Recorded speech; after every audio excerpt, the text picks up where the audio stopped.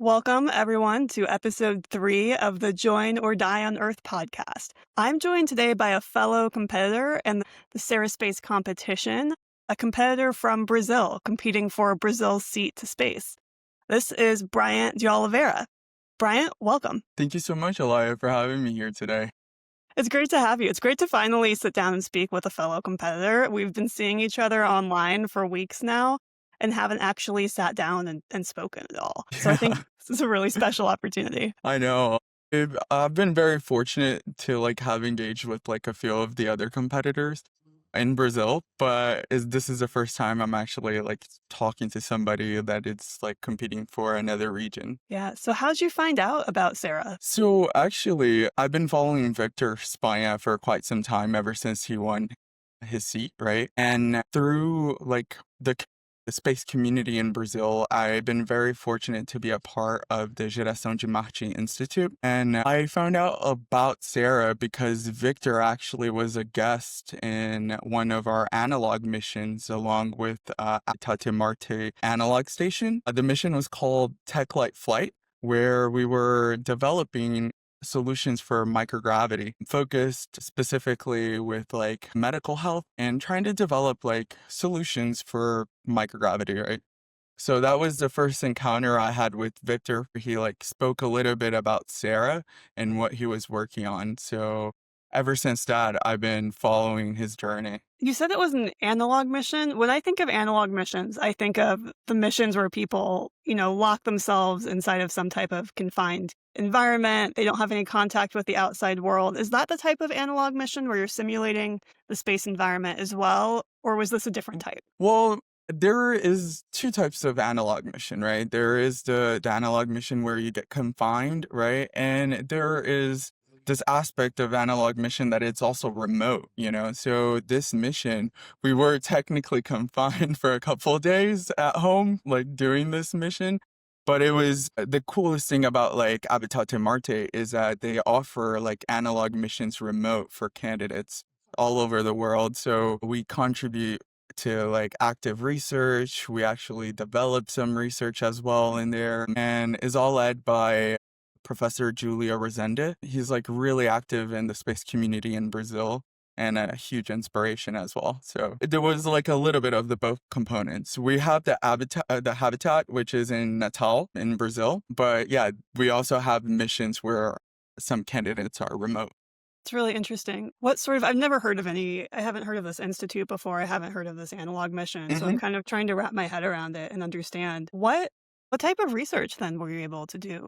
Yeah, so during the Tech Light Flight mission, there were many research being developed. Some of them were focused on thyroid dysfunction, other were focused on biosensors, some of them even on the psychological effects, of being in space. Mine was mainly focused on understanding the effects of microgravity on the musculoskeletal system and neuromuscular junction, which affects, a lot of neuromuscular diseases, affects 60 million Brazilians nowadays. And growing up, being near elderly, my grandma, my great grandparents, I've seen them get bedridden. So that was kind of an inspiration for me to focus on that. And I also have a little bit of a medical background too, and it kind of all motivated me to kind of research that. But at Habitat Marte, there are many different kinds of research being developed, like risk and management for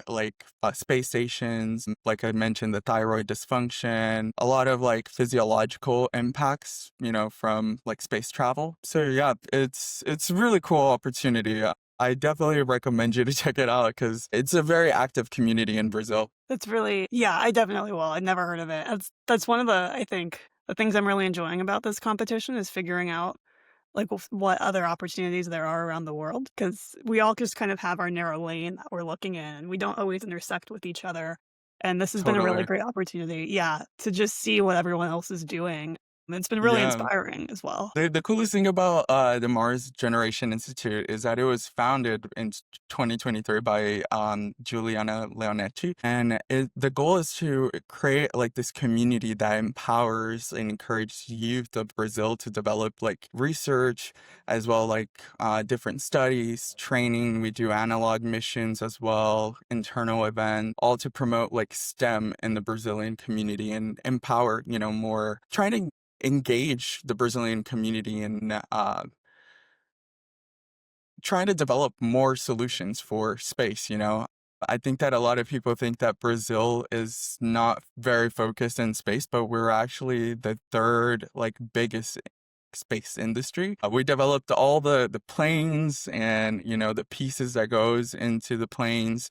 So yeah, it's a very active community that like really dedicated into like space research and try to like empower people in the southern hemisphere to contribute to space. And it's cool because there are a lot of people from different backgrounds, from medical to physical therapists to, your uh, regular everyday person, and we try to engage this community into doing active citizen science, which is kind of cool. So we have groups that are focused into like asteroid detections, like supernova explosion. We have different groups that are focused on scientific Olympics, like astronomy Olympics, and things of that sort. And it's really cool because it's a growing community. We have more than 300 members, one of the largest like space communities in Brazil. That's interesting. And it sounds like there's a wide variety of different subject matter Backgrounds? available. Yeah, because you were mentioning Yeah. astronomy, and then your research you said was more medicine related. If I Yes, was that's correct. yes. How did you get into this then? What was your background? So my background is actually in tech, just like yours, which is one of the reasons why I reached out to you because your background inspired me because I thought I was alone in this world. I come from like this tech background where I was like building like web apps as well as training AI models. And I realized that there's like an intersection space research. So then I started to look into, like the microgravity effects in bones and muscles. And I realized there were like intersection there, like large data sets, image processing, and that kind of bridged like my passions between like tech as well as like science. So that's kind of how I got into it. It's really great to bring those. Once you have those tech skills, they're usually applicable across so many different fields. Because I studied computer science, I was on the path to be a software engineer. I'd had software engineering internships. I didn't particularly like them, so I started thinking about grad school. And what I found Mhm. during my grad school interviews, I was looking at a lot of different bioinformatics, computational biology, genomics programs, and they were really excited. They thought my impression, what I could, discern from what they were evaluating was they thought it would be easier to teach a computer scientist biology than to teach a biologist how to code. I think Yeah. that got my foot into the door at a lot more programs than I would have otherwise. Yeah, that's actually interesting. So, prior to get into coding, I actually thought that I wanted to get into the medical field, right? I wanted to be a doctor, and I ended up doing a minor in surgical assisting, where I got to work with like infection diseases and as well as pain medicine, which kind of was what led me to get into tech. I worked with Lenchi Spine and Pain Institute as well as American Pain Experts, where I was assisting Dr. Lenchi, Dr. Mchik, to do like implants of like spinal cord stimulators by Boston Scientific. And that's kind of what kind of triggered me to get into tech because I realized that these like spinal cord stimulators were providing, better quality of life for people who were suffering from neuromuscular diseases. And I was like, there is like an intersection with tech and medicine. And I always had interest in tech. So I was like, maybe this is a good opportunity for me to start like looking into something else. And that's what kind of led me into doing computer science. Yeah, and then it's really I'm inspired to hear about all the different platforms to get involved in research, just, in the US and Brazil and some just around the world at this point. I guess, do you think Like what those got me into communities are, space? yeah, or yeah, let's go in that direction. What got you into space? So pretty much like as a kid, I always been passionate about space, right? But growing up in Espírito Santo in Brazil, that wasn't a reality for me, right? I never thought that becoming an astronaut was a possibility. I grew up watching E.T., which my nickname Elliot came where it came from, right? And those kind of movies like E.T., Star Wars, were like really drove that passion, right? But the passion kind of died down because I didn't see that being a reality, right? But it wasn't until actually college where it kind of ignited again. I was doing a class of machine learning where in order for you to pass the class, you had to work with an open data set, like a data set that anyone could find. And that's where I stumbled upon Kaggle, which is a Mhm. platform where data scientists can actually, compete and like help do citizen science. And I actually worked on the Kepler telescope data set where I ended up by accident, like detecting 37 possible exoplanets, and at the time I didn't believe it. I was like, oh no, there's something wrong in my code, and then I brought it to my teacher and my teacher was like, like this is actually correct. You should write like an article or something and put it Did you out write an there. article? Yeah, I ended up writing an article on Medium, and the article ended up having like over 1,000 claps, and I ended up hearing from NASA, uh, NASA open source codes. They pretty much have like this platform where they're like responsible for putting like all the open repositories of NASA and all the data sets, They're really NASA good open about data. that for physical sciences data. Yeah. Yeah, I've run into some issues with life sciences data. Yeah, and so pretty much like they reached out to me and they were like, we want to have a meeting with you. And I was like, why Wow. NASA wants to meet with me? I was like, there's something wrong. And then I ended up going into the meeting and thinking that there was only going to be one person, there were seven in the room and they were like bombarding me with questions because they wanted to understand how did I got to that conclusion? What was my thought process and everything? And I pretty much like explained it to them, showed them the kernel where I had all the code and everything. And they were like, like you actually did this detection, and due to this, we have two offers to make you. You can join us at the Johnson Space Center, helping, support like NASA's mission to go to help support the ISS, or you can go to NASA headquarters and help us, get more funding, for more like space research. And I was like, whoa, 1 second, I was freaking out. You And got a job, you got 2 job offers on the spot. yeah, on the spot. I pretty much, the funniest thing is that I was so nervous that I was like, hold on a second. So I turned off my camera and I started screaming in the room and I was like, oh, Brazil, and then the guy was like, Brian, you're actually left the mic on. And I was like, oh my God. So I ended up choosing to go to Houston, mainly because, I always heard that quote, like, Houston, we got a problem. And at 23-year-old, with just my high school diploma on my first year of college, I was inside of NASA supporting the International Space Station. I'm not gonna lie, I did feel a little bit of like imposter syndrome at first because I was like, why am I here? Like, what am I doing here? All these people have like PhD, masters, and I just have my high school No, I diploma love from that though. You Brazil. got there based on merit and based on your accomplishments. It wasn't some, credential that you just maybe paid for and, have hanging on a wall. You actually accomplished something. Exactly. So I had to have a conversation with myself where I was like, if I'm here, it's for a reason. I am the first capixaba, the first person who's from Espírito Santo to ever worked on the at Johnson Space Center supporting the International Space Station, but I don't want to be the last. So it was very important to me to, open the door so that more people could have this opportunity that I had. I worked at the Johnson Space Center for a couple years, and later on, I was transferred to the Jet Propulsion Laboratory.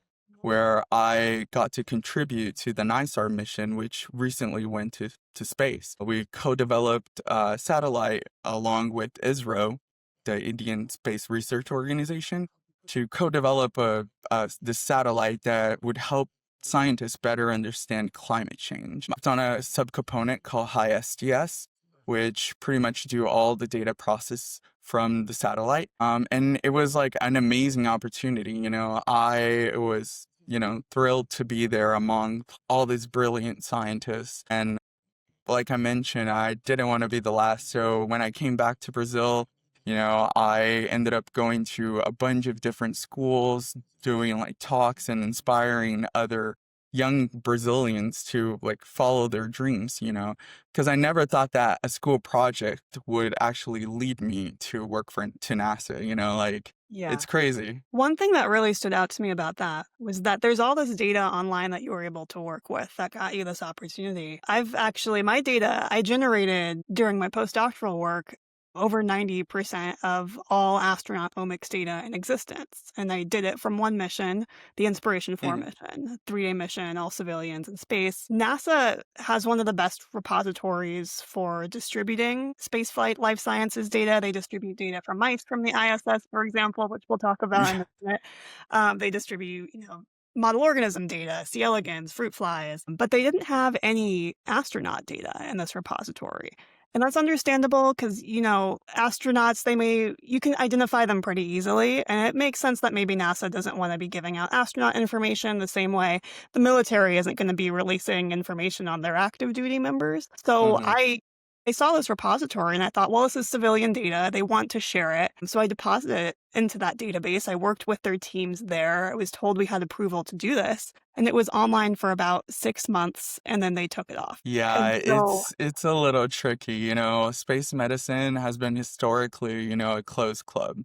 Even when I worked at NASA, one of the projects that I worked in was trying to develop a bioinformatics section within the Johnson Space Center.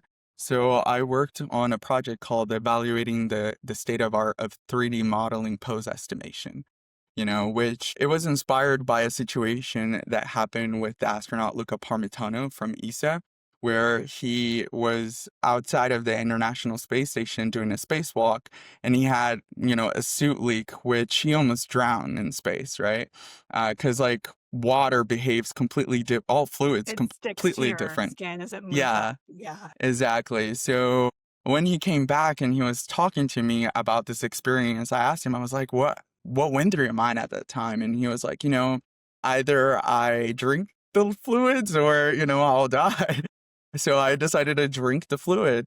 And then after that, I was like, what can I develop to, help us understand, where they're positioned outside of the station or inside of the station. Was he okay from drinking that? Was it like Well, drinkable some of water or the was fluid, no, some of the fluids were somewhat toxic, but, there are doctors inside of the International Space Station, so he was able to recover, thankfully. And so after that, I was like, what if I can use like 2D cameras already installed on the International Space Station, grab that image and use deep learning and artificial intelligence to convert this 2D image into a 3D rendering where we could, physically somewhat see like where the astronaut is located and measure like their bodies and things like that. So when I was building that data set,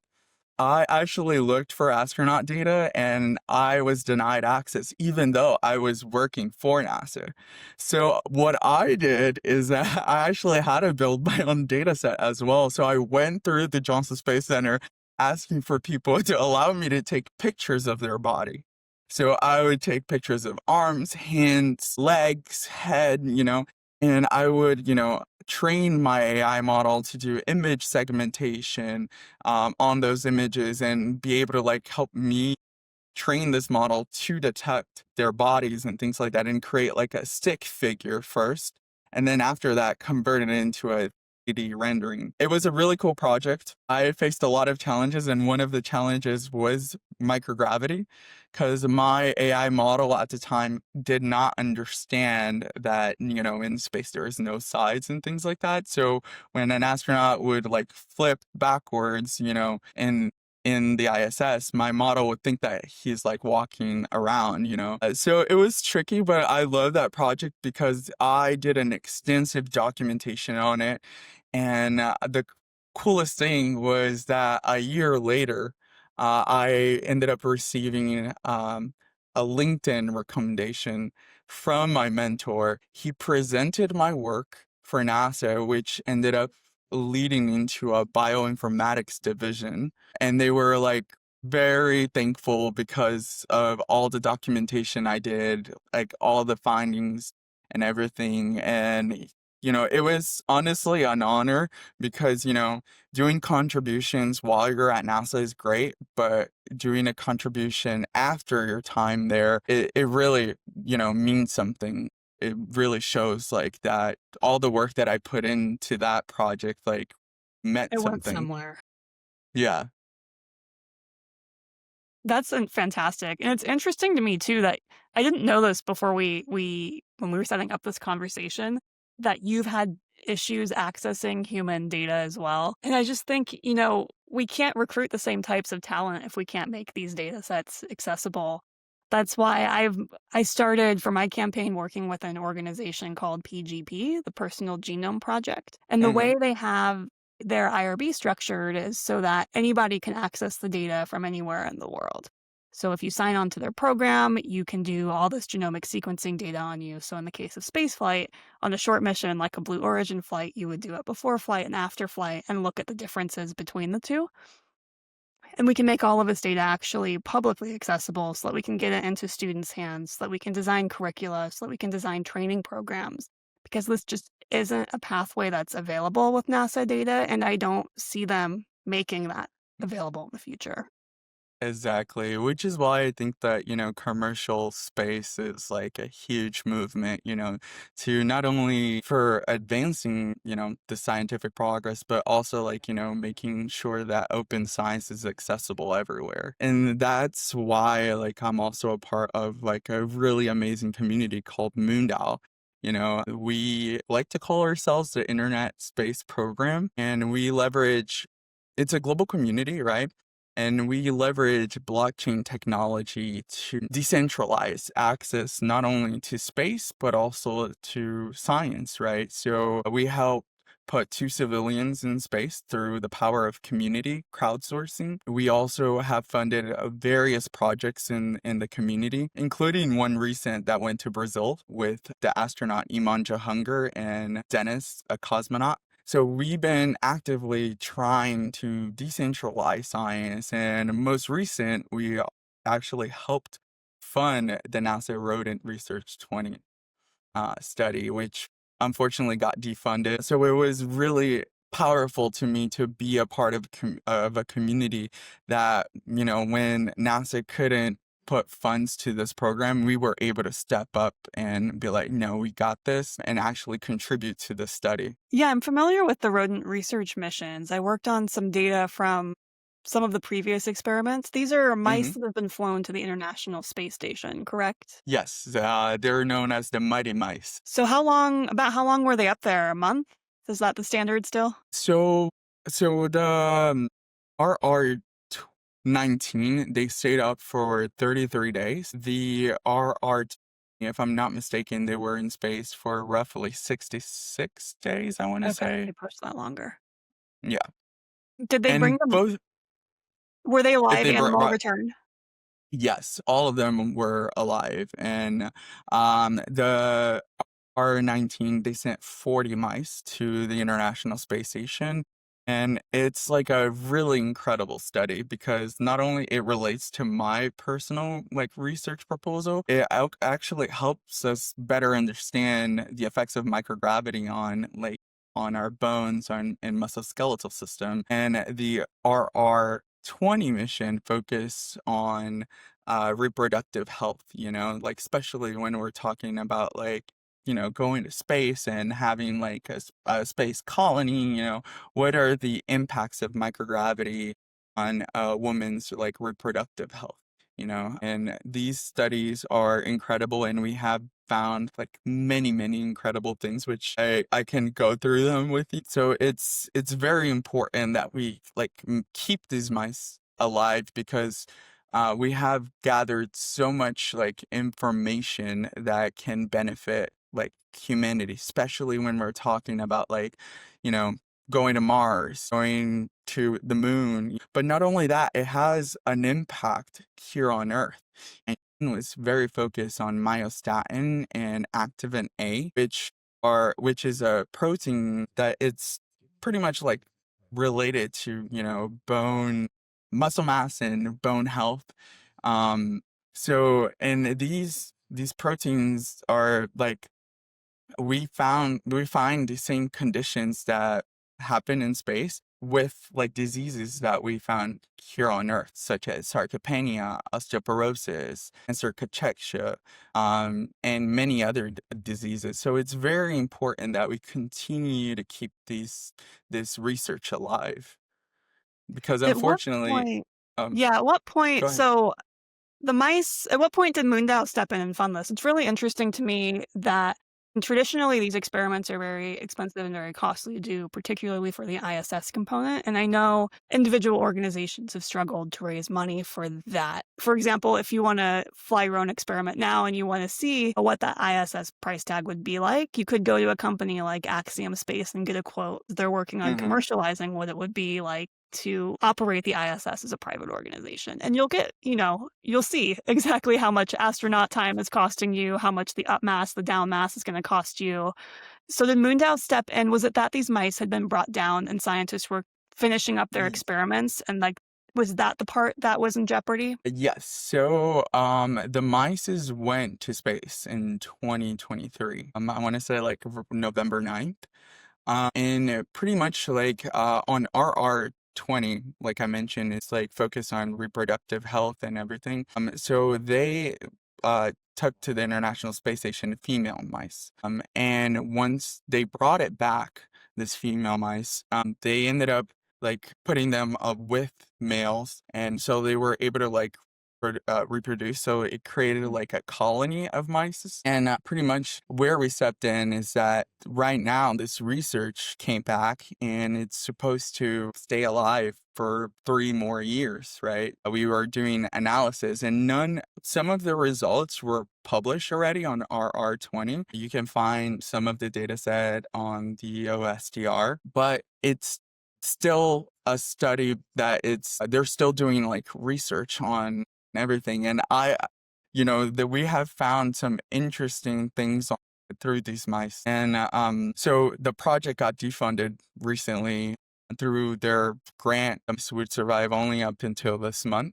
And since these mice been exposed to radiation and microgravity, we can't just have these mice. We can't adopt them. So if the Right. project get Right. defunded. Space radiation too is a unique radiation profile. You're not going to be able to simulate that on Earth. People try through resources like Brookhaven National Labs, but it's not quite the same. So it is a unique Yeah, type of radiation these mice have. exactly. And so if this project, get defunded like it did, these mice would have to be euthanized. And so we stepped in through an organization called ASRI, right? And pretty much ASRI is mainly focused on, the name ASRI is the Advanced Space Life Research Institute, is a nonprofit research organization mainly dedicated to human reproduction and sexual health. So they stepped in along with Kansas University, and they needed some funding to keep these mice alive so that they could continue this research. Currently, right now, trying to raise $1.5 million to keep these mice alive for the next 3 years. So MoonDAO stepped in to keep this study.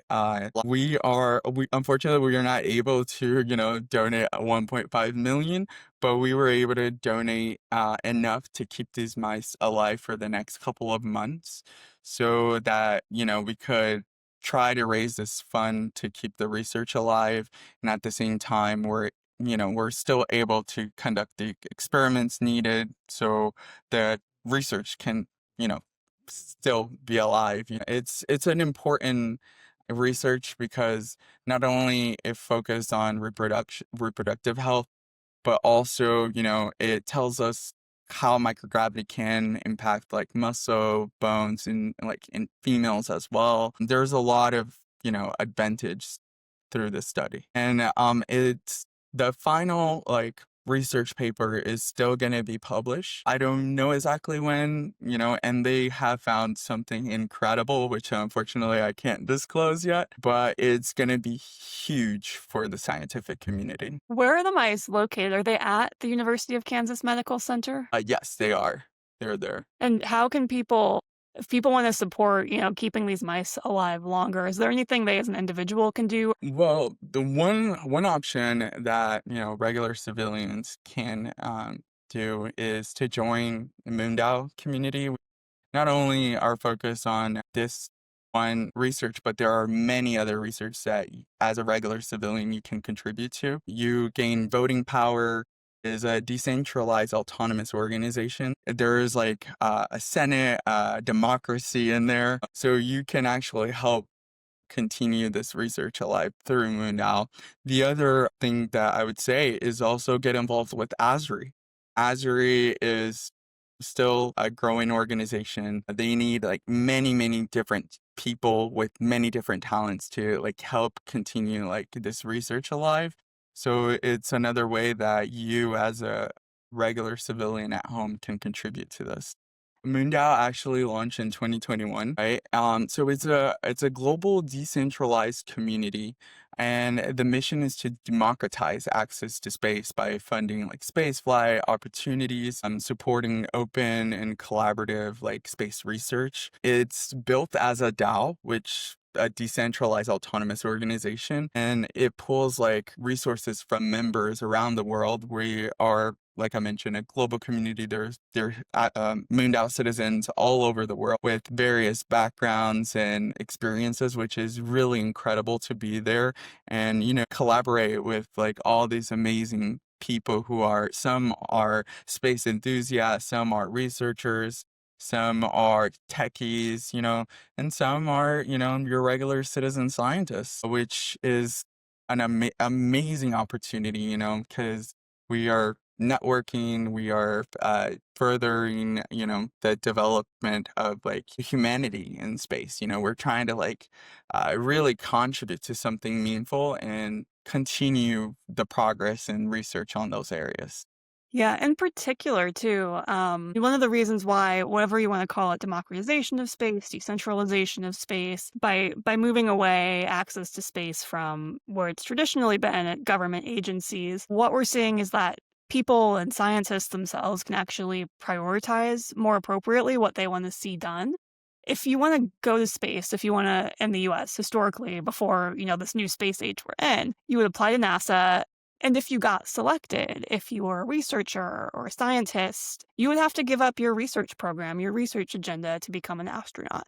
You don't get to take your priorities with you and do them through NASA.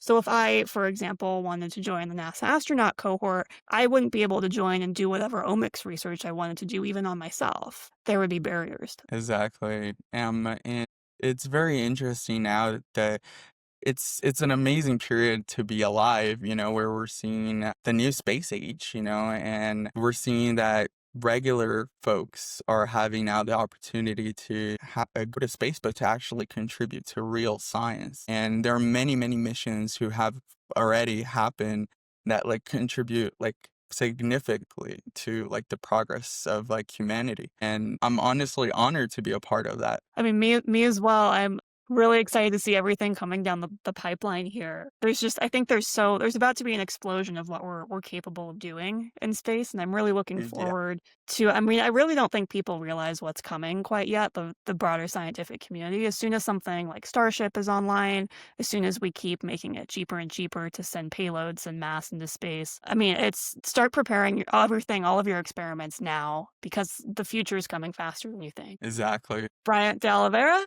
thank you so much for joining me today. Thank you. I appreciate the opportunity for being here and also like being able to like talk to you a little bit about my experiments, about like everything that like we've been working on in Brazil. So I appreciate the time. I had no idea you were working on so much. I'm really glad we did this. Thank you. Likewise.